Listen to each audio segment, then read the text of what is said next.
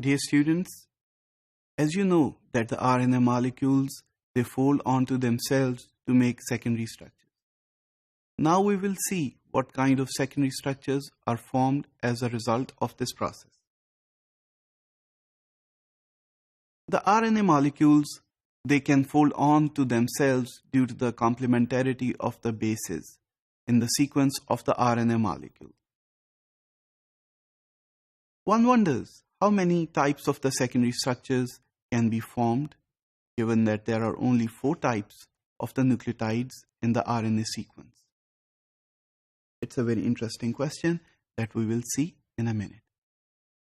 To represent the primary structure of the RNA molecule, you can simply denote it by 1' as shown in the slide. Also, for the secondary structure, you can represent it by 2' structures.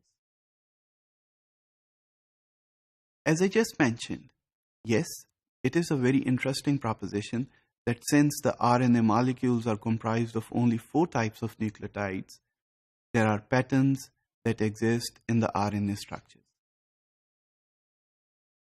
These include the helices, the loops, the junctions, and the bulges.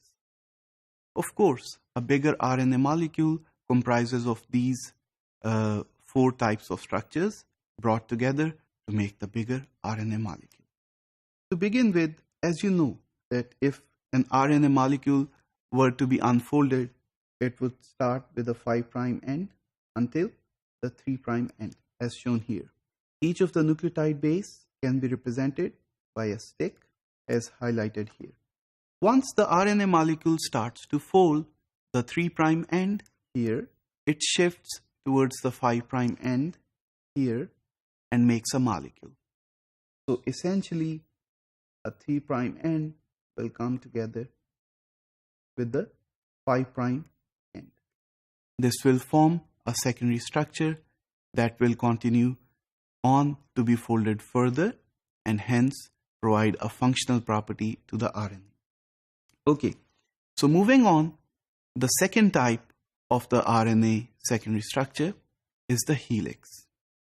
As I just mentioned, that the helix can be formed once the 3' end of the molecule comes towards the 5' end. Of course, on this side, the RNA molecule can continue to form other secondary structures.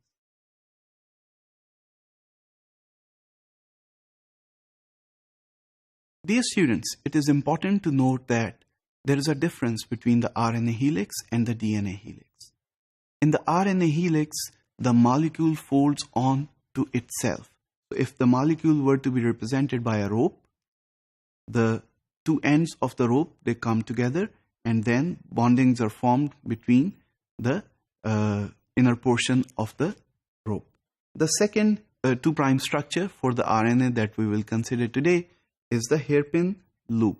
It is very interesting because a hairpin is exactly what it looks like. In this type of structure, the 3' end comes together with the 5' end, as we just saw. However, some nucleotide bases, they cannot come together as they are not complementary. An example of that would be a G with an A, a U with a C. So of course, U is not complementary to C and G is not complementary to A, and this will result in the lack of bonding between these nucleotides. So if these nucleotides are not bonded together, they take the form of this big hairpin eye. The rest of the structure continues to fold accordingly. To make it more clear, let me write a sequence for you. This will constitute a hairpin loop. The RNA secondary structures, as I just mentioned, can take more forms as well.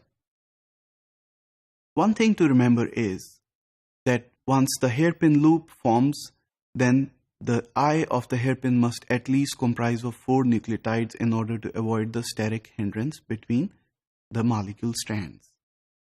And that the hairpin loop reverses the chemical direction of the RNA molecule.